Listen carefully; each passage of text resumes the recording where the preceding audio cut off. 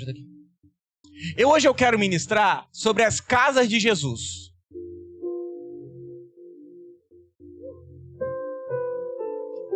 E eu queria... E tem tudo a ver com a apresentação. Eu fiquei orando ao Senhor, para o Senhor me deixar apresentar as crianças no final. Mas eu achei que ia ficar muito... Coitado das crianças, elas iam ficar... Porque o assunto de hoje tem tudo a ver com família. Eu queria que você abrisse a sua Bíblia em Efésios 4, verso número 13. A palavra de hoje chama-se As Casas de Jesus. Pastor, Jesus teve casas? Teve 3 casas. Jesus morou em 3 lugares, em 3 residências. E essas 3 residências vão falar muito a respeito daquilo que Deus tem para as nossas vidas hoje. Vira para esse irmão que está ao seu lado e fala para ele assim: a partir de agora é a aventura do início ao final. Pastor, eu não sou evangélico não, fica tranquilo, a gente também não é não. Pastor, eu sou católico. Irmão, se você quiser que a gente seja católico, eu sou católico também. Pastor, eu sou espírita. Irmão, tem um povo mais espírita que a gente crê nos espíritos tudo, irmão.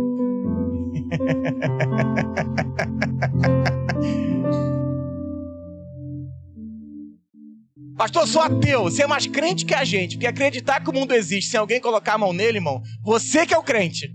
Você veio pro lugar certo, irmão. Amém? Você já riu, agora a gente pode chorar, amém? Não, tô brincando. Efésios 4, verso 13. Diz assim: até que todos... Não, vamos ler junto, irmãos. Não tem graça. Até que todos... a unidade ao conhecimento de Deus, ao homem perfeito, à medida da estatura completa de Cristo. Até que todos, a unidade ao conhecimento do Filho de Deus, ao homem perfeito, à medida da estatura completa de Cristo. Ó Deus, obrigado por hoje, obrigado por tudo, que o Senhor possa ministrar o nosso coração de maneira sobrenatural.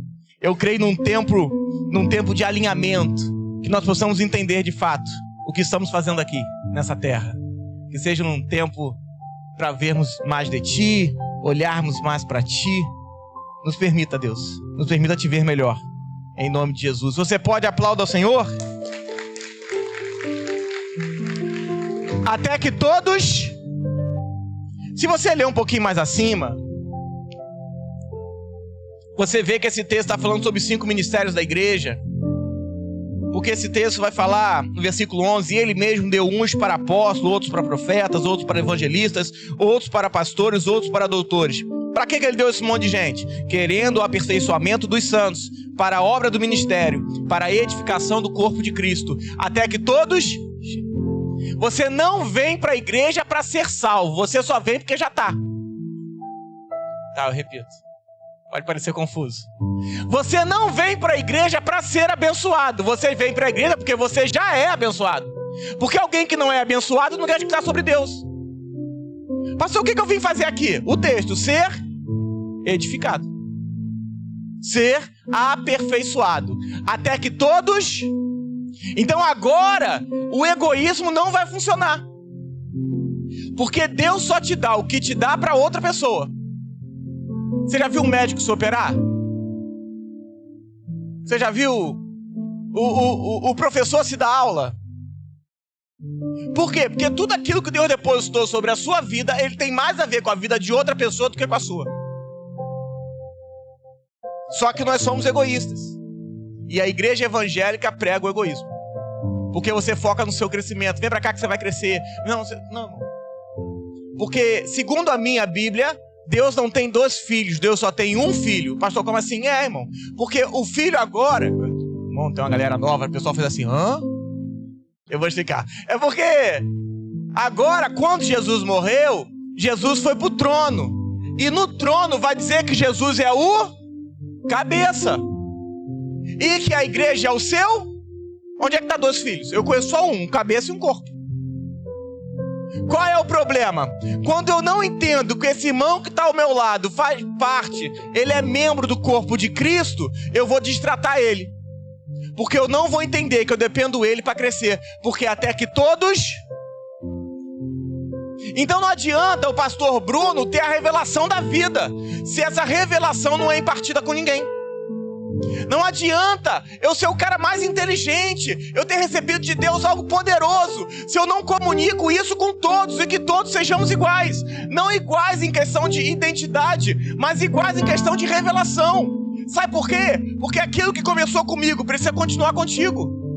Não porque você vai ser limitado ao que Deus me deu, porque você vai além daquilo que Deus me deu. Mas se você não entende o que eu recebi, como é que você caminha sobre essas palavras? Qual é o problema? É que nós temos pastores egoístas, pastores, de maneira geral, irmão, que alcançaram algum tipo de revelação de Deus e fica falando pro povo: vem atrás de mim, puxar o meu saco eu te dou, puxar meu saco eu te entrego. Não, irmão, coisa chata. Eu nem gosto disso. Pastor, o que você tem para ministrar amanhã? Nada, vou ministrar tudo hoje. Então nem adianta correr atrás de mim amanhã, que amanhã eu tenho só bom dia para dar. Aí eu dou bom dia, falo: bom dia, paz do Senhor Jesus, como é que você tá? Não tenho nada para oferecer amanhã. Amanhã eu tenho a paz do Senhor. Por que isso, pastor? Ei, irmão, porque senão você se torna refém. E você só tá aqui para ser livre. Sabe aquela pregação que os... Jesus, vai dar ruim. Que os pastores falam que a gente... porque você tá no arraial e não pode ouvir outro pastor. Irmão, Jesus não veio te colocar no arraial, ele veio te tirar do arraial. João vai dizer sobre isso, que existia um porteiro e o pastor, aquele que dá vida para as ovelhas, veio te tirar para pastos verdejantes. Você não vem para a igreja para ser preso, você vem para ser livre, liberto. Liberto de você, liberto dos seus interesses, liberto da vida que você tem. Você é livre. E agora, em Cristo, eu escutei uma palavra, e eu falo assim: rapaz, é lá que eu tenho que ficar. Por quê? Porque eu estou sendo edificado. Deus está mudando a minha vida. Deus, irmão, não existe casamento acabado, existe casamento sem Cristo. Eu repito. Não existe casamento acabado. O que existe é casamento sem Cristo. O que é uma briga de casal? Dois desviados brigando. Eu sempre ensino aqui: no dia que a sua esposa tiver de TPM, você compra chocolate pra ela. Se não resolver, você fala assim: amor, vamos orar? Aí você dá 2 passos pra trás, porque se o Satanás manifestar, você tá longe da mão dela. E não me liga, não. Assume a responsabilidade dos seus atos. Entendeu? Você que é marido, tá lá da esposa, fala assim: amor, se prepara, vou testar. As meninas estão assim, ó. Não. Mas por que eu tô dizendo isso? Porque a gente precisa começar a entender o que é uma briga. Uma briga são 2 desviados. Qual é o problema da igreja evangélica brasileira? Simples. Porque a igreja está tentando reformar coisas que já deveriam estar sendo destruídas. Nós estamos tentando reformar o que deveria estar destruído. Eu repito. Nós estamos tentando consertar coisas que não tem conserto. Vaidade não tem conserto. O que é vaidade? Alguém vazio de Cristo. Está vazio, irmão. O que é alguém que buscou os seus interesses? Alguém que está vazio. Irmão, não estou dizendo que você não vai prosperar, não estou dizendo que você não vai enriquecer, não estou dizendo que você não vai servir, não estou dizendo isso. O que eu estou dizendo é que é muito maior do que você. Porque o que se Deus te deu morreu em você, você é um fracasso. Se o que você fez não consegue comunicar com outras pessoas, nós somos fracassos. O que é alguém que Deus deu uma empresa? Alguém que está repartindo seus sonhos. E nós estamos tentando reformar o que Deus quer destruir. Deus quer acabar, irmão. E nós estamos tentando dar jeitinho. Não, isso aqui tem jeito. Não, não tem jeito. E o ensino não é até que eu chegue, até que todos cheguemos. Eu sempre falo isso, irmão. Eu e o pastor, a gente recebe, sei lá, ainda hoje, 7, 8 convites por semana para pregar fora. A gente vai? Não, por quê? Porque eu não quero destruir a igreja de ninguém. Imagina, eu pregar isso daqui dos outros. Tá ruim. Mas por quê? Porque Deus não mandou eu sair. Seria lucrativo, acredite nisso, e muito. Fazer 7 cultos por semana. Tem agenda para isso. Se você quiser a ponta do lápis, depois eu te conto quanto é que daria. Pastor, mas a gente cobra? Não, a gente não cobra, mas as igrejas ofertam. E é justo isso, não estou lidando com isso. O que eu estou lidando é, Deus não mandou. Talvez para minha família financeiramente seria melhor. Você pegou? Mas não é o que é melhor para mim. É qual o caminho que Deus quer que eu ande. Só que a grande pergunta, para quem já está um pouquinho mais de tempo no Evangelho, ou conhece mais um pouco, a grande pergunta talvez seja: como é que eu não deixo de crescer? Como é que eu deixo de crescer? Ou como é que eu não deixo de crescer tendo que esperar outros? Esse é o grande desafio de uma pregação. Como é que eu continuo avançando, continuo crescendo em Deus e ao mesmo tempo tendo que esperar os mais novos, recebendo uma revelação nova, recebendo uma vida nova, sendo impartidos, sendo libertos, sendo batizados? Como é que eu continuo avançando sem deixar de esperar? Como trazer pessoas que já querem crescer sem desqualificar aqueles que não entenderam ainda o que estão pregando? Você pegou? Eu repito. Como é que eu posso trazer um grupo e falar: esse grupo aqui alcançou, mas não posso desqualificar esse grupo aqui, porque esse grupo não entendeu, e é normal isso. Irmão, tem gente que entende mais rápido, tem gente que é mais lento, faz parte do processo. Tem gente que tá mais limpinho, tem gente que tá cheio de cão. E o cão uma hora vai ter que sair, irmão, porque cão que lada não morde. A piada foi boa, né? Se você não riu, riu sozinho. Então, como é que eu consigo continuar com um grupo? Com um grupo de diáconos, um grupo de líderes, falar que a gente tem que caminhar aqui, para vocês vai dar ruim. Mas eu continuo pegando aqui os novos convertidos, falando: ó, você aqui, ó, calma, filho, é assim mesmo. Mas pastor, eu posso isso? Calma, fica tranquilo. Irmão, a pergunta que eu mais recebo é: posso ou não posso? Pastor, posso isso, não posso aquilo, posso isso, não posso. O que eu respondo? Calma. Aí eu falo pra mim: todas as coisas posso naquele que me fortalece. Mas por quê? Porque você não está no momento de pode ou não pode. Come o que está te sendo alimentado. Calma. Calma. Porque criança é assim, irmão. Quando eu estou começando a engatinhar na fé, eu vou começando a descobrir coisas. Em algum momento você pode tropeçar, e faz parte. Agora a questão de um líder é como eu continuo caminhando com um povo que já entendeu e falando: pastor, quero mais Bíblia, mais isso. Suga a gente. Sem desqualificar aqueles que não entenderam ainda. Aqueles que estão vindo para um culto para sair com vitória. Sem desqualificar aqueles que estão vindo para o culto para sair feliz. Ai, tô triste hoje, tem culto terça-feira. Vamos lá para sair feliz. Aí você vem para cá, apanha e sai feliz, não sabe como, chora feliz.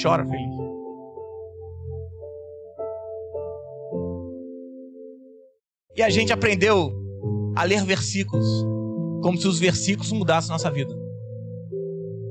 Ô pastor, como assim? Irmão. O diabo tentou Jesus falando versículos. E ouso te dizer que pode ser que o diabo conheça mais a Bíblia que você. Só que o versículo sozinho não mudou a vida do diabo, vai mudar a sua. Jesus uma vez estava conversando, e Jesus fala assim: ó, para os judeus: vocês estão cuidando que nos versículos estão a vida eterna, mas eu sou a vida eterna. Vocês estão buscando a Bíblia, achando que vocês vão ter vida aqui. Eu sou a vida. A Bíblia é aquele negócio, quando você entende, irmão, quando você come, tem pão. Quando você lê, você tem luz. Quando você lê, você tem vida. E ao ler a vida de Cristo na Bíblia, a minha vida muda. Não porque eu li o versículo sozinho não vai te mudar nada. Tem um monte de caminhão com versículo. Não mudou nem a vida daquele que está dirigindo o caminhão, que dirá de quem está lendo lá de fora. Você gosta, né? E como é que eu sei que a gente pode viver desse jeito? Olhando a vida de Jesus. Porque a Bíblia vai dizer que Jesus é o nosso segundo Adão. O primeiro Adão nasceu grande. O primeiro Adão nasce adulto, maduro. O primeiro Adão não nasceu bebê, não. O primeiro Adão nasceu grandão, irmão. Mas o Jesus nasceu de uma virgem, de uma mulher bem-aventurada. O Jesus nasce pequeno. O Jesus nasceu numa casa com pais. Hoje, a nossa vida como cristãos, vamos chamar assim, é igual a vida de uma mãe. Quem está amamentando aqui? Tem alguém que está amamentando? Amamentando, tem alguém? Amanda. O que a Amanda faz? A Amanda come carne e dá... Ué, como é que faz isso? Olha que loucura. Ela come carne e dá... Essa é a vida de quem caminhou no evangelho mais. Você pode continuar comendo carne, mas vai ter que saber para quem está dando leite. Não adianta querer dar carne para todo mundo, porque você pode matar de indigestão uma criança. Então de vez em quando tem que voltar atrás para dar leite. De vez em quando você tem que pregar de novo e falar, filho, assim, não, calma. E Jesus nasce diante dessa mãe. É engraçado que Jesus nasce numa casa. Jesus vive até os 2 anos numa casa. E se você pegar, eu poderia pregar sobre isso, mas essa não é a pregação de hoje. Jesus, nos 4 evangelhos, entrou em 12 casas e tinha 12 discípulos. Se você quiser, eu continuo daqui, eu posso pregar sobre isso outro dia. Jesus teve 12 discípulos e entrou em 12 casas. Cada casa representa algo. Mas eu vim pregar sobre as 3 casas que ele morou e não as 12 que ele entrou. E hoje... nós precisamos entender que se a realidade de Deus não tocar a sua casa, nós viveremos de aparência. Se a realidade que nós pregamos não tocar a sua vida e a sua casa, viveremos de aparência. Sabe por quê? Porque um casal restaurado não é um casal restaurado, são milhares de casais restaurados. Ô pastor, que é isso? É, porque todo mundo sabe a vida que você tinha, e quando olharem para a sua vida vão falar assim, ué, onde é que você foi? Eu estou estudando a palavra de Deus numa igreja. O cara não é crente, não importa, mano. Ele vai falar assim, eu quero ir. Isso aconteceu com a Cássia, com o pastor Júnior, há anos atrás. A Leide estava com a gente há muitos anos. Muitos. Até mais do que eu gostaria, mas está há muitos anos com a gente. Tô brincando. E quando o pastor Júnior e a Cássia, eles tiveram algum problema, mesmo com problemas... A Cássia não gostava muito de mim, não sei porquê. Mas, mesmo com problema com a gente, ela entendeu o que ela precisava e falou, será que... Aí, olha a pergunta como ela tinha problema. Falou assim, será que seu pastor não conversa com a gente, não? A Leide, eu lembro até hoje. Cadê a Leide? Leide tá aí? A Leide me mandou uma mensagem. Ah lá, tá rindo já, sem vergonha. A Leide falou assim, pastor, eu queria te perguntar um negócio. Eu até sei o que você vai responder. Eu falei, nossa, espírito de adivinhação. Aí ela falou assim, a minha irmã, isso deve ter uns 4 anos já, né? Mais ou menos. Uns 4 anos. A minha irmã tá com um probleminha. Eles na época, vocês não eram casados, vocês tinham morado juntos, né? Moravam juntos. Ela tá com um problema com o marido dela. Eu falei, ela queria conversar com você. Você atende ela? Eu sei que você vai falar que não. Eu falei, não, eu atendo. Não há problema atender ela. Eu não tenho problema nenhum com ela. Eu não falei nada.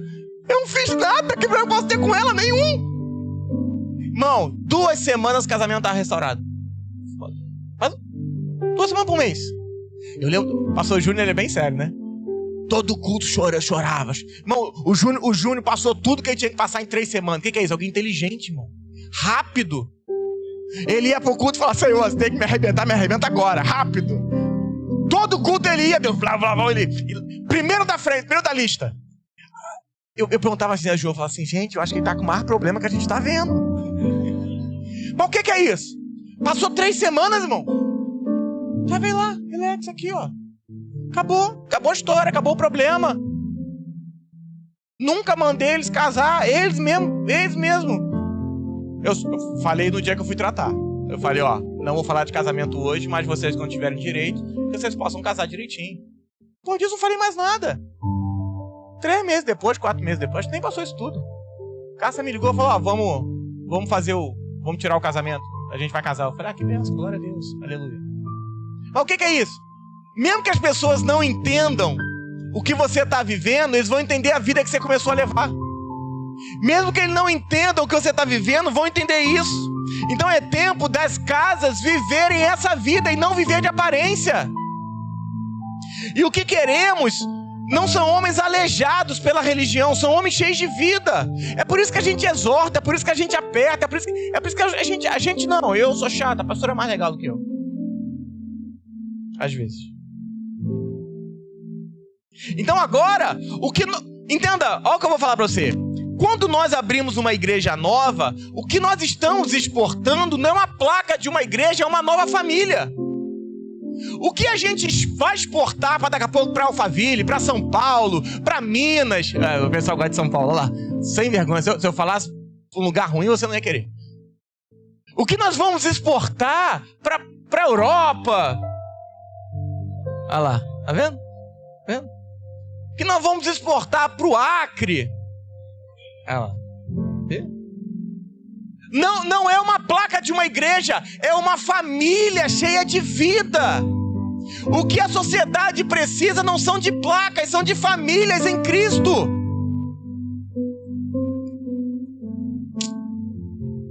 Hoje, passada a introdução, eu vou separar o filho do homem do filho de Deus, depois eu vou juntar os dois. Ô pastor, como assim? Respira. Jesus veio de uma virgem, de uma mulher. Nasceu naturalmente e viveu como homem. Jesus não morreu na cruz como Deus. Pastor, que é isso? Porque senão não teria valia. Deus não tinha sangue para derramar sangue. Deus não tinha vida mortal para morrer. Então o filho do homem teve que externar o filho de Deus que veio morar nele.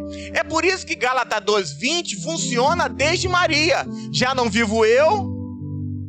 Aconteceu com Maria, que ela vivia, mas o filho vivia nela. Aconteceu com Jesus, que Jesus vivia, mas o Cristo estava dentro dele. Era a mesma coisa. E você é igualzinho hoje. Então agora, eu vou dar uma separada no filho do homem e do filho de Deus, depois eu vou juntar. Porque agora vamos ver como Jesus vai expressar o Cristo. E eu poderia mudar. Como o Wallace vai expressar o Cristo. Esse é o nosso desafio. Como o Rafael vai expressar o Cristo. Como o Alex vai expressar o Cristo. Como o Marco vai expressar o Cristo. Como o Bruno vai... O nosso desafio da igreja é o mesmo que Jesus passou. Como que eu posso expressar o Cristo? Mas para isso eu vou ter que me recolher a minha significância. Porque nós nascemos debaixo de julgamento e somos julgadores. Se os meus olhos forem bons, tudo será bom. Em vez de você olhar para a vida do outro, olha para você, irmão. Nós não fomos chamados para olhar o outro, nós fomos chamados para olhar a gente. Nós não fomos chamados para olhar o próximo. Você não foi chamado para olhar o próximo, você foi chamado para olhar a si. Esse é o texto de Corinto. Examine-se o homem, se o vizinho ao lado. Examine-se o homem. Então para de olhar o outro. 90% dos seus problemas que estão olhando para onde não deve. Quando você olha para quem não deve, você perde o foco que você devia ter. Você, a sua casa, a sua família, os seus filhos, seus sonhos, seus planos. Está tomando tanto conta da vida dos outros que você quiser tomar conta da sua. Agora, a questão é como que eu... Trouxe para mim, não? Agora a questão é como eu posso expressar esse Cristo. Como é que o Bruno, mortal, frágil, doido, pode expressar um Cristo que as pessoas olham e falam, tá cheio de Cristo, eu quero. Não, mas eu não, irmão, eu quero. Como é que eu posso expressar isso? Entenda, a sociedade não precisa de mais placas, a sociedade precisa de mais Cristo. O que é uma rua que a droga entrou é uma rua sem Cristo. O que é um casamento sendo acabado é um casamento sem Cristo. E agora o nosso grande desafio é como eu posso expressar esse Cristo que já vive em mim. Porque a oração é uma afirmação, já não vivo eu? A pergunta não é se ele já vive, é como eu expresso. A pergunta não é se ele está vivendo ou não. Você crê em Jesus? Diga amém. Ele está vivendo, a pergunta é como eu expresso. A pergunta não é, pastor, eu estou cheio de Deus. A pergunta é, as pessoas estão vendo que você está cheio de Deus? As pessoas estão vendo que você está cheio de Deus? Ou será que nós somos evangélicos demais, cristãos demais, para a gente explanar um Deus que as pessoas não estão preparadas para eles? Ou será que o seu Deus é do terno e gravata que chega falando a paz do seu Jesus? Será que o seu Deus abraçaria um drogado? Será que o seu Deus abraçaria alguém doente? Então agora a gente tem que começar a entender como é que eu posso explanar Cristo. Ou será que eu sou cristão com um microfone na mão?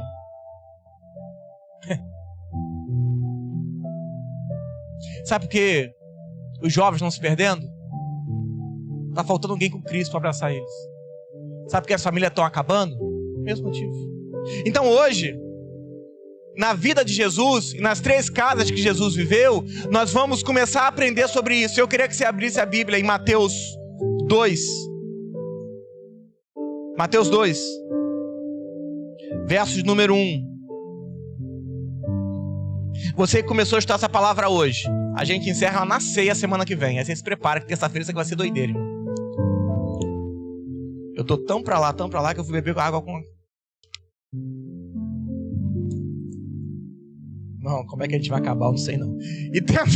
Mateus 2, verso 1 diz assim: E tendo Jesus nascido em Belém de Judeia, no tempo que o rei Herodes, eis que uns magos vieram ao Oriente a Jerusalém, e entrando na casa, acharam um menino com Maria, sua mãe.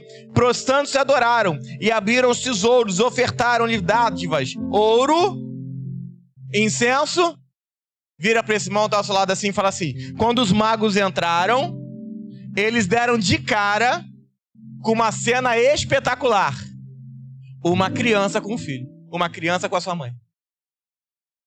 Tem cena mais bonita que uma criança com a sua mãe, querido? Eles, quando entraram, eles entram na casa e veem Maria e Jesus. Porque o primeiro aspecto da vida de Jesus, o primeiro aspecto de crescimento da vida de Jesus é o cuidado de Maria. Porque uma criança, e Jesus foi uma criança, como o Pedro é, Jesus chorava e Maria amamentava. Jesus tinha fome e Maria alimentava. Porque até hoje é assim. Você alimenta o seu filho para depois ele te alimentar. Eu repito. Você alimenta o seu filho, mas depois ele te alimenta. Então Maria estava alimentando Jesus. Jesus crescia nos braços de Maria. E se você olhar 1 Tessalonicenses 2, verso número 7, pastor, que é isso? Para que tanta Bíblia? Aqui a gente gosta de... Se você quiser conversar, é só no psicólogo mais próximo. Aqui a gente lê Bíblia. 1 Tessalonicenses 2, verso número 7. Se tem algum psicólogo, levanta a mão que a gente procura. 1 Tessalonicenses 2, verso número 7. Você abriu, diga amém. Você que é sem vergonha e está lendo atrás, você diga amém também. Olha lá, tem mais sem vergonha que abriu Bíblia. Jesus. Senhor, fulmina eles agora, Deus. Não, eu tô brincando, calma, gente. Que o Moisés está no velho pacto, fica tranquilo. 1 Tessalonicenses 2, verso número 7 diz: Antes fomos brandos entre vós, como a ama que cria seus filhos. 11. Assim como bem sabeis, de que modo vos exortávamos e consolávamos e testemunhávamos a cada um de vós como um pai a seus filhos. O Paulo fala a mesma coisa. O primeiro aspecto da vida do novo convertido é a mãe. E no versículo 11, o Paulo diz: o segundo aspecto da vida de um convertido é um pai. Então, quando nós vamos receber um novo convertido, não precisamos ser mãe. Porque na primeira fase do novo convertido, ele precisa da verdade em forma de leite. E quem tem leite? Pai ou mãe? Quem tem leite? Pai ou mãe? Porque é a mesma coisa. O Jesus precisava de uma verdade em forma de... É isso que o apóstolo Paulo vai dizer, que quando nós somos meninos, nós precisamos sermos alimentados com leite.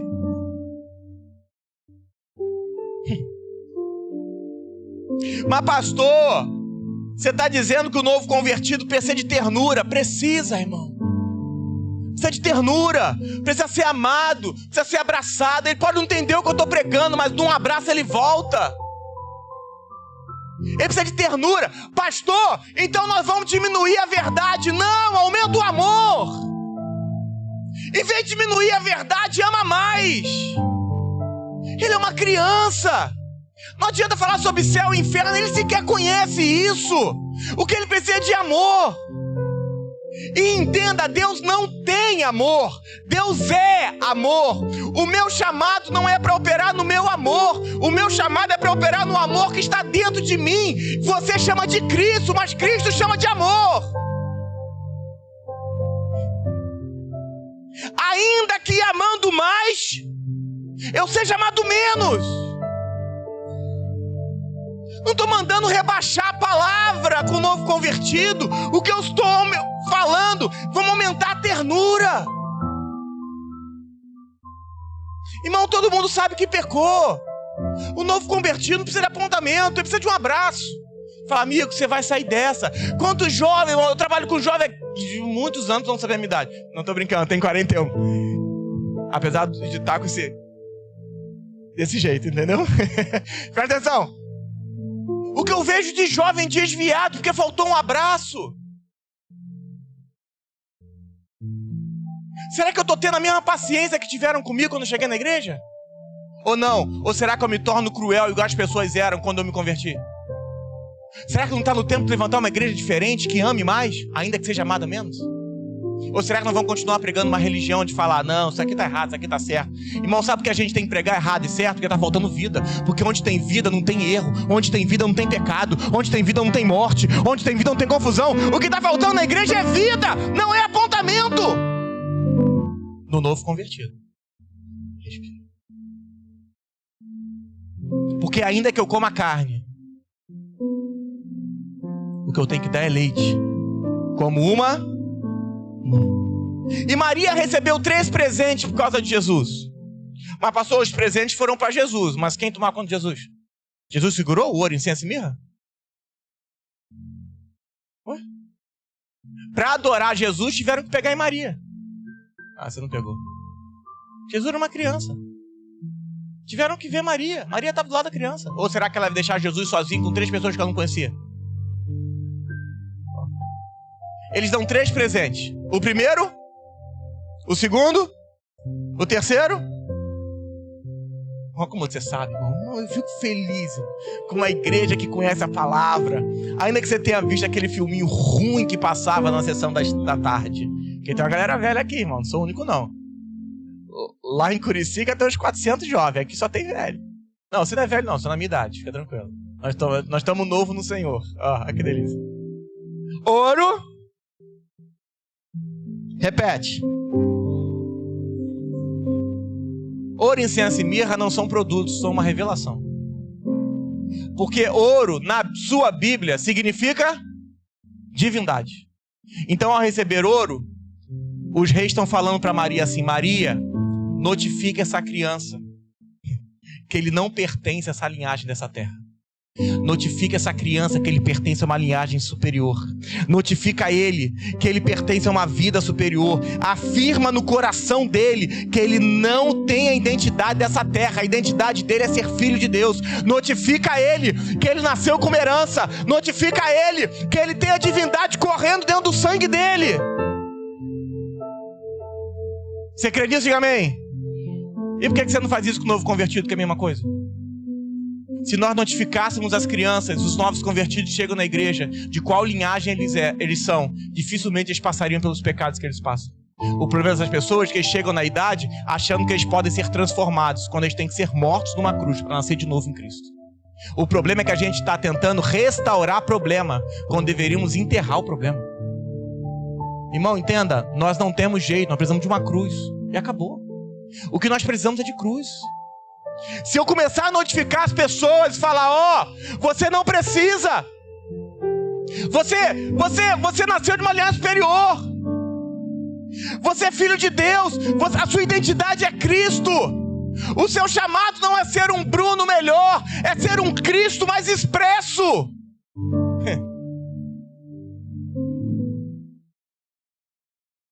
Aumenta a ternura. Não eternalizemos os abraços. Mas para o novo convertido, a ternura é a primeira expressão dele. Então a primeira casa de Jesus é em Belém. E depois de dar ouro, eles dão incenso. Incenso na sua Bíblia significa adoração. Ah, você me pegou. Então, se o primeiro dizia para Jesus a linhagem que ele era, a segunda vai dizer: você nasceu para ser adorado, você nasceu para adorar, você nasceu para obedecer a Deus, você nasceu para ser a expressão de adoração de Deus nessa terra. Maria, notifica essa criança para que ele nasceu. Todos os dias enquanto ele está no seu braço, notifica ele e diz: você nasceu para ser a expressão de Deus, você nasceu para Deus ser expresso em você, você nasceu para adorar e ser adorado. Se programa é isso. O terceiro é o pior, e é o que dificilmente uma mãe teria coragem de fazer. Ouro, incenso e... Para que se usava a Bíblia? A Bíblia é ótima. Para que se usava a mirra naquela época? Para perfumar cadáver. Então a pessoa morria e eles passavam mirra nela.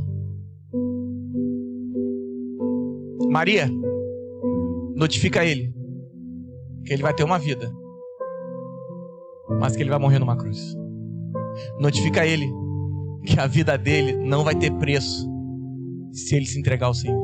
Notifica ele que todos os dias dele ele vai ter que fazer a vontade de Deus, vai ter que morrer a sua vontade, matar a sua vontade. Notifica ele que a vontade dele não pode prevalecer diante da vontade de Deus, porque ele nasceu para morrer, ele não nasceu para ter uma vida melhor, ele nasceu para ser crucificado, para que outros vivam na vida dele.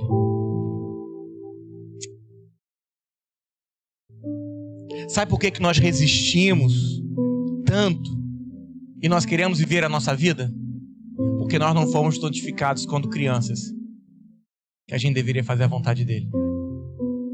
Sabe por que nós resistimos tanto? Casamentos acabam porque cada um quer viver a sua vida do seu jeito. Porque quando crianças não fomos ensinados que seja feita a sua vontade, que seja feita a vontade dele, que a vontade dele tem que prevalecer, que mesmo que você tenha que matar o seu ego, o seu desejo, a sua vontade, que seja feita a vontade dele na sua vida. As 3 tentações tem a ver com os 3 presentes. Eu repito. Sabe por que Jesus não caiu na tentação? Porque Jesus foi treinado quando criança. Porque as 3 tentações falam de adoração, natureza e função.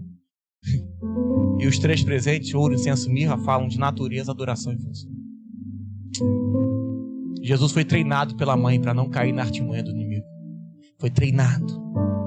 Então, se a primeira casa de Jesus é em Belém, a segunda casa de Jesus é em Nazaré. Abra sua Bíblia em Lucas 4, verso 16. Na primeira casa, a figura predominante é a mãe. Mas na segunda casa, Lucas 4, verso número 16. Você abriu, diga amém. Você que está lendo, diga amém. E chegando a Nazaré, onde fora criado, entrou num dia de sábado, segundo o seu costume, na sinagoga, e levantou-se para ler. Olha o 23. Não, fica só ao 23, para onde ele vai depois. Sem dúvida direi esse provérbio: médico, cura-te a ti mesmo, faz também aqui na tua pátria tudo que ouvimos ter feito em Cafarnaum. Então agora, Jesus fica em Nazaré, mora em Nazaré. Agora, em Nazaré, a principal figura não é a mãe. A principal figura é o pai. José que recebe os sonhos, José que anda, José que leva a criança. E em Nazaré, Jesus aprende o ofício do pai, porque o pai era carpinteiro. Então agora eles vão passar 18 anos em Nazaré. O que significa Nazaré? A palavra Nazaré significa proteger o broto. Eu repito. Então é em Nazaré que Deus vai levantar um pai para proteger uma criança. Em Nazaré, Jesus vai aprender o ofício do pai, que é carpintaria. 18 anos de rotina. 18 anos em que não acontece nada de extraordinário na vida de Jesus. Mas apesar de não ter nada de extraordinário, Jesus estava protegido pelo Pai.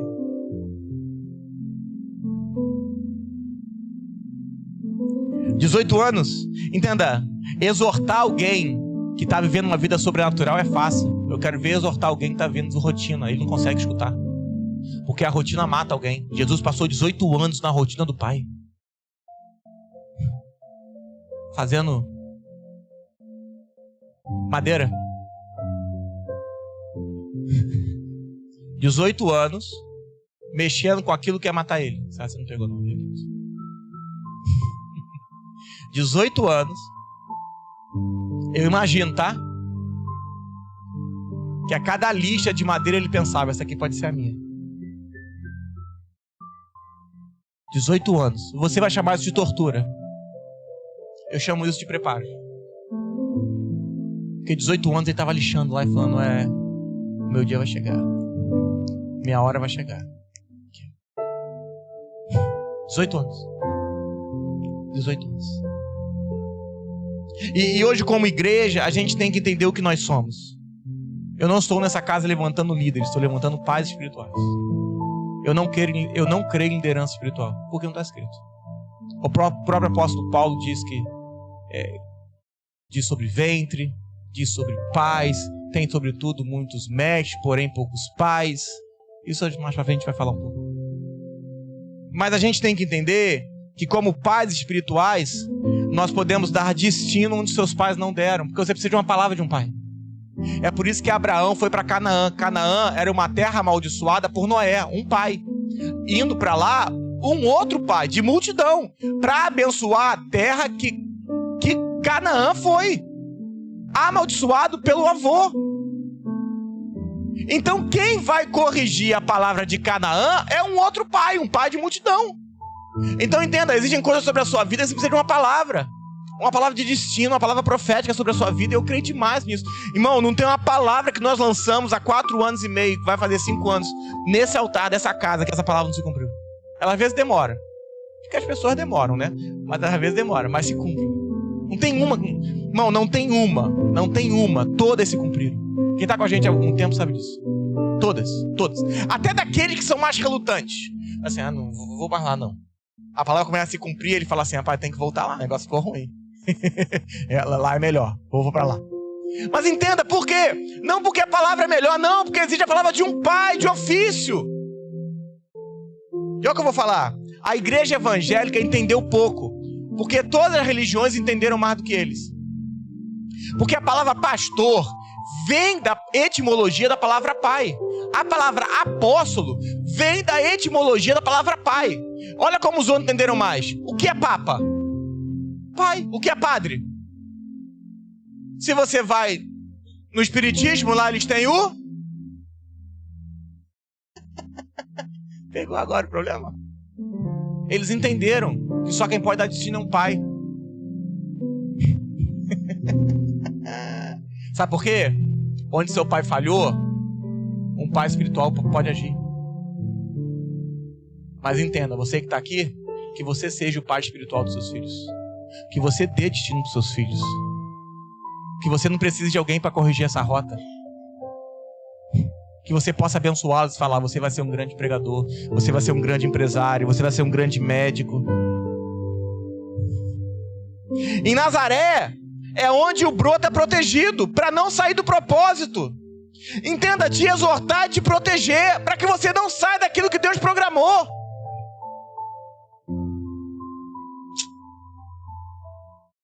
Em Nazaré, o Salvador do mundo, Jesus, é só filho do carpinteiro. Você não pegou, repita. Em Nazaré, o Jesus, Salvador do mundo, é ajudante, filho do carpinteiro. Só isso. O problema hoje é que muitos pastores escolheram ter amigos ao invés de filhos espirituais. E nada contra amigos não, pelo amor de Deus, eu tenho uns. Só que entenda. Como é que eu falo isso? Se essa é a filosofia da igreja, eu não vou formar pais espirituais, mas vou formar cúmplices. Pessoas que vão me apoiar nas besteiras que eu escolhi fazer. Eu não estou aqui para te formar cúmplice, estou aqui para formar um pai. Sabe por quê? Quando você entrar numa cidade, você vai ter que mudar ela. Quando você entrar na sua casa, a sua casa tem que mudar. Concentrando na sua família, tem que mudar. E não importa se meu irmão não quer, se a minha irmã não quer. Irmão, quando você entrou, você fala, eu sou luz, não tem jeito. Olha pra mim que tudo vai mudar.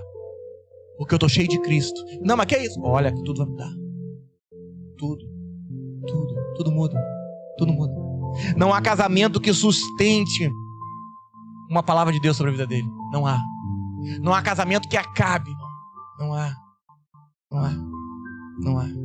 A pergunta de hoje é: você está em Belém ou em Nazaré? Você é aquele que está chegando hoje e está tomando leitinho? E isso é lindo? Ou você é aquele que começou a caminhar, começa a praticar o ofício e começa a ser exortado? Quem é você hoje? Eu vejo jovens, adultos, casados, com 10 anos de evangelho gritando, meu tempo está passando. Jesus foi preparado 18 anos. Meu tempo está passando. Não, você não está passando não, irmão. Você está sendo preparado para Cafarnaum. Porque Jesus não foi eternalizado nem em Belém e nem foi feito para ser eternalizado em Nazaré. Jesus foi feito para ser eternalizado em Cafarnaum. Chegou. Porque a terceira casa de Jesus é em Cafarnaum.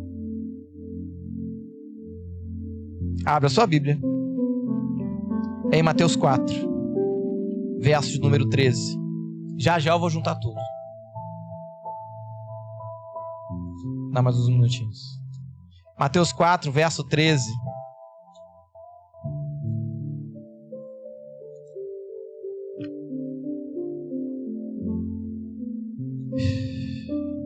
Mateus 4, verso 13, você abriu, diga amém.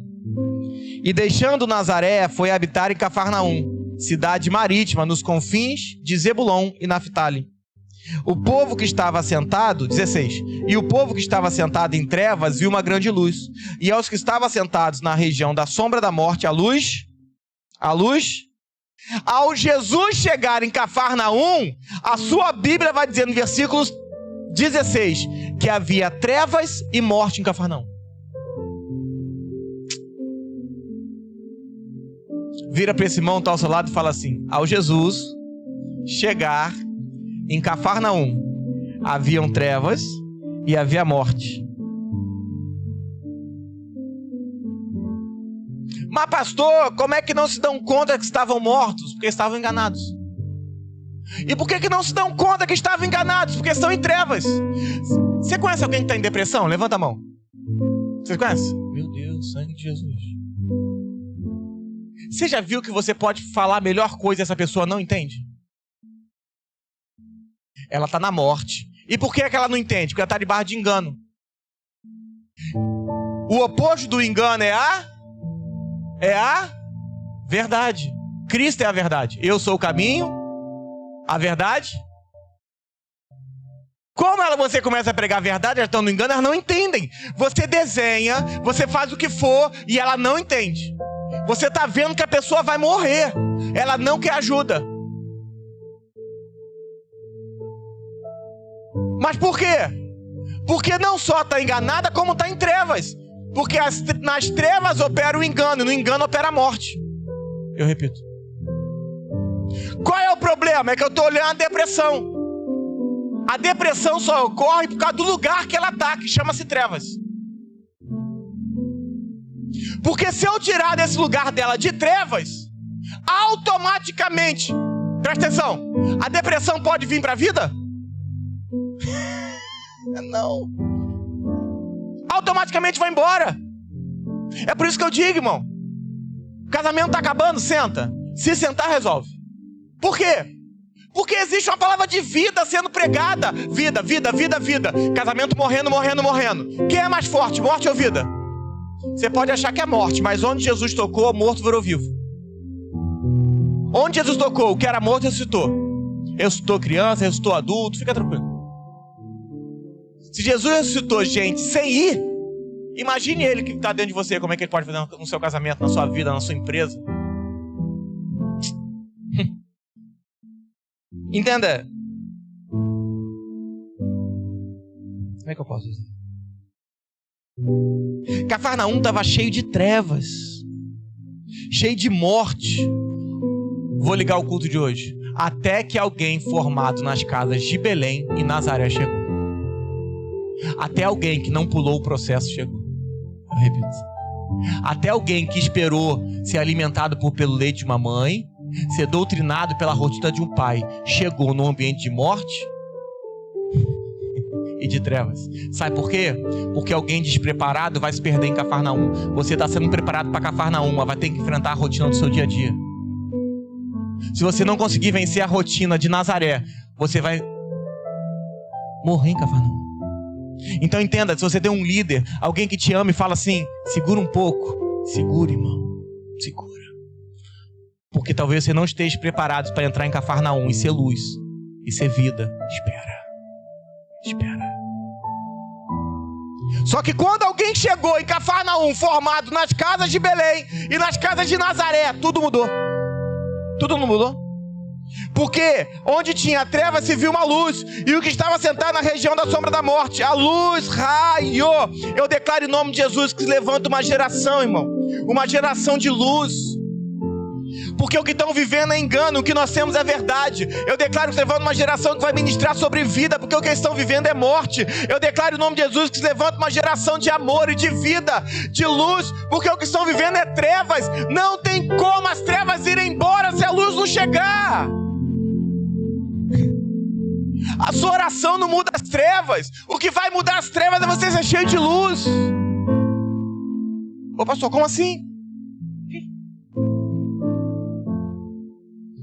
Chegar em casa, apaga as luzes e começa a orar. Senhor, acende a luz, acende a luz, acende a luz, acende a luz. Vai acender? Se acender, você filma, mas vai ser legal. Imagina, irmão. Tem uns cagão aqui que corre. Tem uns cagão aqui, olha lá, olha lá. Pelo amor de Deus, faz isso não, irmão. Eu vou ensinar pra gente nova. Você que tá vindo pra cá e tá cheio de vida, você tá cheio de vida, diga amém. Hoje não, o culto vai acabar, você vai chegar cheio de Deus. Amanhã, sexta-feira é um dia bom para esses testes. Você vai desligar a luz da sua casa, se cobre. Se cobre porque tem... Não, é que tem gente que acha que cobertor é protetor do diabo, né? Aí se cobre. Não, é verdade. Sai um barulho e você dá aqui, ó. É escudo. O escudo é o cobertor. O que você vai fazer? Teste com capeta. Você vai fazer o seguinte, apaga as luzes, tira... Você que tem filho, bota ele no outro quarto pra você não passar vergonha. Manda sua esposa ou seu marido sair, não tem problema. Você vai botar o pé pra fora, sem meia, porque meia não protege o diabo, você bota sem meia. Aí você vai gritar. Vai gritar o quê? Vai falar assim, Satanás! Se tem poder sobre a minha vida, me puxa! Se ele te puxar, você me liga, que nós temos um desencapetamento para fazer na sua casa. Mas faz um favor, filma, porque é algo que a gente pode usar em retiro depois. O Satanás puxando pelo pé pela cama. Não vai ser fantástico isso. Mas faz esse exercício. Porque se tiver diabo, ele vai aparecer, irmão, e a gente liberta. Só não me chama depois de meia-noite não, que eu posso estar dormindo. Aí vai que você tem uma casa grande. Se você tem alguém do seu lado que está com a gente há algum tempo, fala assim, me chama. Fala assim, qualquer coisa eu chamo você. Cafarnaum estava cheio de morte, mas alguém formado em casas se manifestou. Jesus leva 30 anos entre Belém e Nazaré para entrar em Cafarnaum e começar o seu ministério. E você acha que com 5 anos sentado alguma coisa está pronta? Eu vou falar algo para você que pode parecer estranho, mas se eu tivesse que escolher um tempo da minha vida para ser ungido pastor, o tempo era hoje, depois de 20 anos de evangelho. Você pode falar assim, pastor, despreparado. Não, irmão, eu sou consciente. Se eu tivesse um tempo para escolher e falar assim, hoje podia me ungir, eu falaria, hoje me unge. Sabe por quê? Porque eu fui ungido, era um menino. Continuo um menino. Mas eu era ungido, eu era um menino. Pastora Juliana, irmão, eu era novinha. Não que você hoje esteja mais velha, irmão, mas... Você que é casado, mulher, é tudo igual. Pode ser pastora, não é? Tudo igual. Presta atenção. Pastora novinha, se a gente tivesse uma etapa para ser ungido, irmão, era hoje. Acredite nisso. Mais maduro, mais experiente. eu ia pregar menos besteira. Se eu te contar as coisas que eu já fiz no altar, você se assusta. Não conta não que você vai embora. Meninice, criancice, matei muita gente. O que é isso, pastor? Alguém maduro, entendendo que fez besteira. E aí eu vejo gente com 10 anos de evangelho, 5 anos de evangelho. Ai, não, porque já passou muito tempo, meu tempo está passando. Não, querido, calma. Jesus começou aos 30. Se você tem 26, 27, 28, 25, irmão, você é um bebê. Se você já passou dos 30, fica tranquilo que a vida é eterna.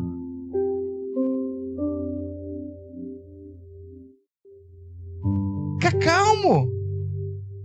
O seu tempo não está passando. Jesus está te preparando em Nazaré para você só começar. Eu repito. Jesus está te preparando em Nazaré. Porque Ele sabe que hoje você não vai suportar Cafarnaum.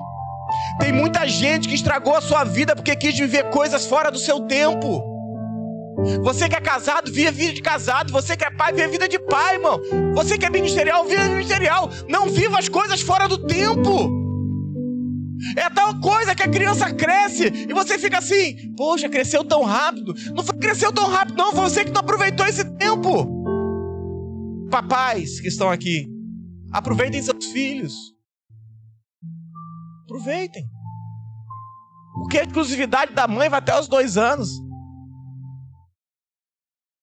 A exclusividade da mãe vai até os 2 anos. É porque só ela pode dar peito, irmão. Imagina, só ela, até hoje, pelo menos. Ultimamente a gente não sabe, mas até hoje só ela pode dar. Mas depois disso, a criança... O assassinato da sociedade começa com o extermínio dos pais. O assassinato da sociedade começa com o extermínio dos pais. Quantos de nós crescemos com pais ausentes?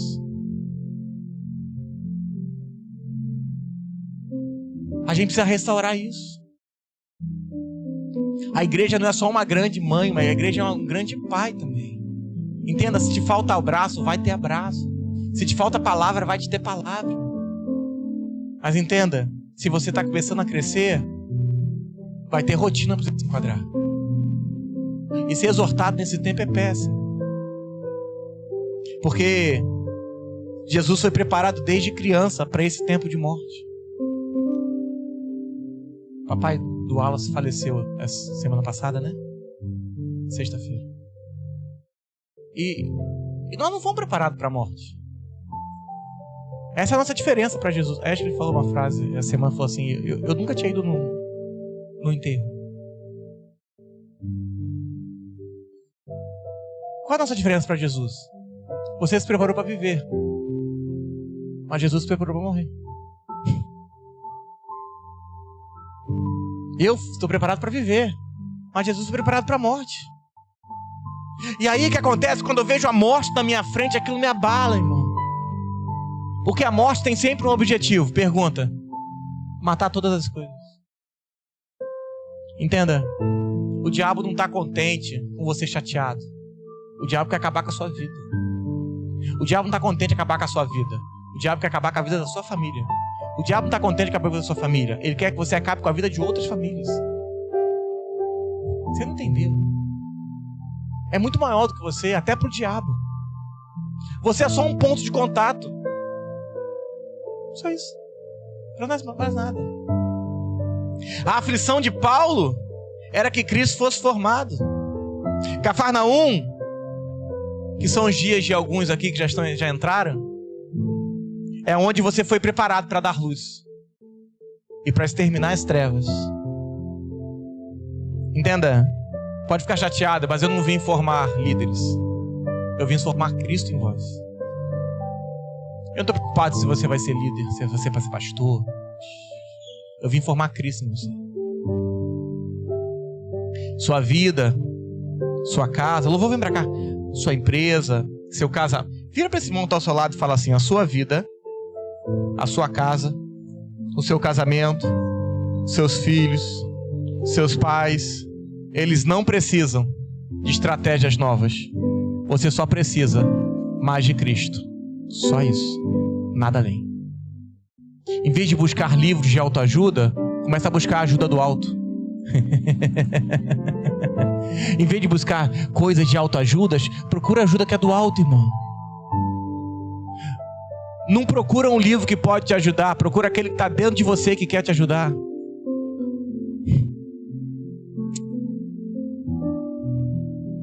Eu creio que se levanta uma geração para operar nas trevas. Mas é interessante a gente notar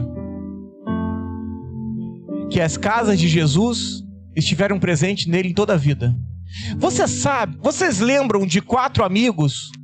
Lembro se era 4 ou 5, que estavam levando um paraplégico, e eles chegaram em cima de uma casa e abriram o teto e desceram um morto na frente de Jesus. A pergunta hoje que você vai entender: de quem era aquela casa? De quem era aquela casa? Eles estavam na casa de Jesus. Pensa num homem de longanimidade, porque em vez de olhar destruindo o teto, olhou o morto descendo. Ah, você não pegou. Você ia gritar e falar: ei, tá maluco, rapaz? Entra pela porta.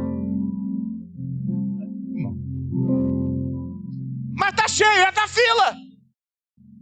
Tá bem. É que saiu, todo mundo viu, não teve jeito.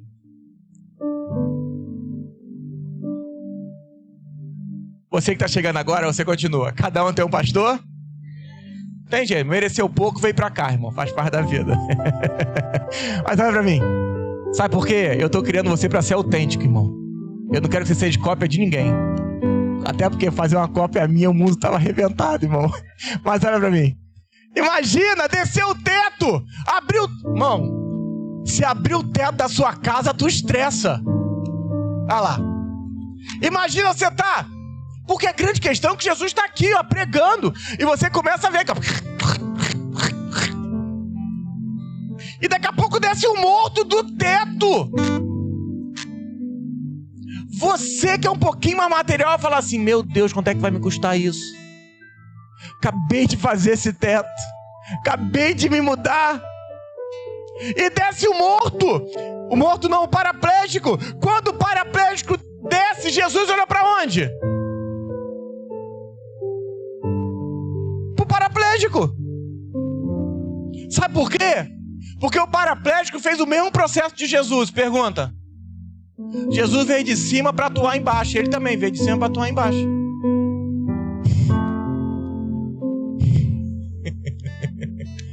Jesus olha para o paraplégico e fala assim: não, fica tranquilo, você está na minha casa. Você está na minha casa.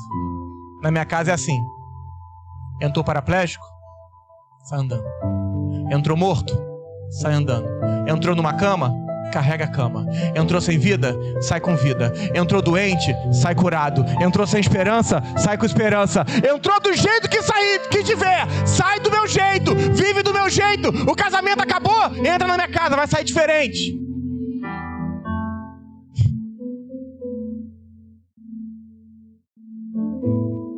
Mas é fantástico, porque se você olhar o texto,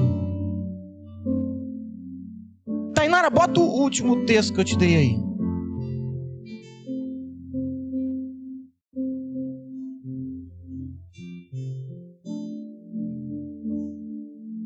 Esdras, não, quero Esdras. Eu fui longe, né, irmão? Esdras, isso. Preste atenção nesse texto, preste atenção. Também por mim se decreta que todo homem que mudar esse decreto se arrancará uma madeira de sua casa e levantado o pendurarão nela, e da sua casa se fará por isso um monturo. Não, calma aí. A gente vivia uma velha aliança, sim ou não? Agora Jesus vai mudar o decreto, porque era uma aliança e agora nós vivemos uma nova. Aí o livro de Esdras fala assim: todo aquele que mudar o decreto vai pegar uma madeira da sua casa e será pendurado nela. Jesus morreu na madeira que estava na casa dele. Eu repito até você absorver. Jesus morre na madeira que estava dentro de sua casa. Então presta atenção. Todo dia que ele passava pela casa dele e falava: eu vou ser pendurado nessa ou nessa? Ah, você não pegou não. Sabe por quê? Porque a sua casa a sua família, a sua residência, vai definir o lugar que você vai morrer. Porque é no âmbito de morte que você sabe a casa que ele teve. Sabe por quê? Você pode viver a sua vida louca à vontade, mas quando morrer você vai lembrar de tudo que está acontecendo dentro da sua casa. Jesus pegou a madeira de sua casa. Vamos pendurar esse rapaz.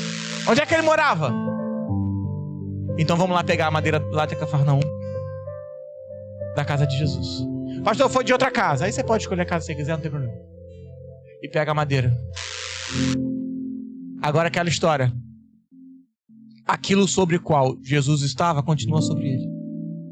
E Jesus começa a carregar a sua casa. Ah, você não entendeu. Jesus começa a carregar a sua casa. Jesus carrega a sua casa. Jesus carrega a sua casa. Para você tá carregando madeira, mas para Jesus ele tá carregando a casa dele. Você não entendeu. Para você ele tá carregando a madeira, mas para Jesus ele tá carregando a casa dele. Porque ele tá carregando você nos ombros, tá carregando seus pecados, as suas dores. Ele tá carregando você e falando: eu vou morar neles. Pode trazer aqui. Eu morei numa casa para eu ter uma outra casa. Eu morei numa casa para ter outra casa. E Jesus começa a falar: não, eu vou. Porque eles estavam em trevas. E até hoje Deus usa Gênesis 1. Deus. Porque no princípio cria Deus os céus e a terra sem forma e vazia. Bota o versículo 2 para mim. E havia trevas, e a terra sem forma e vazia, havia trevas sobre a face do abismo, o Espírito de Deus se movia sobre a face das águas. Então quando havia trevas, você vai falar que disse Deus, mas eu vou falar que enviou Deus. Porque nesse momento Jesus era a palavra de Deus. Então quando Deus disse, Deus enviou. Eu repito. No ato que Deus disse, Deus não disse. O Jesus saiu, porque o verbo era Cristo. Eu repito. O Cristo que estava dentro de Deus, o verbo que estava dentro de Deus, saiu da boca de Deus. Então entenda, no ato que Deus disse, haja, houve.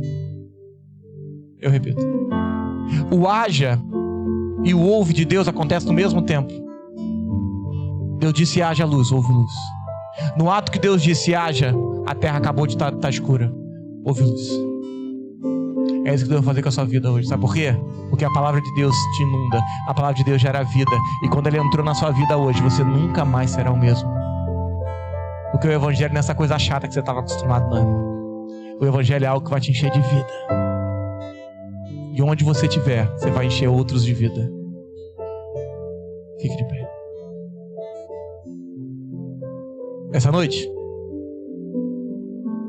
dá a mão para alguém que está ao teu lado. Se você veio com alguém, dá a mão para ele, dá a mão para ela. Se você é casado, então, irmão, faz junto. Se você está solteiro, dá a mão para o anjo.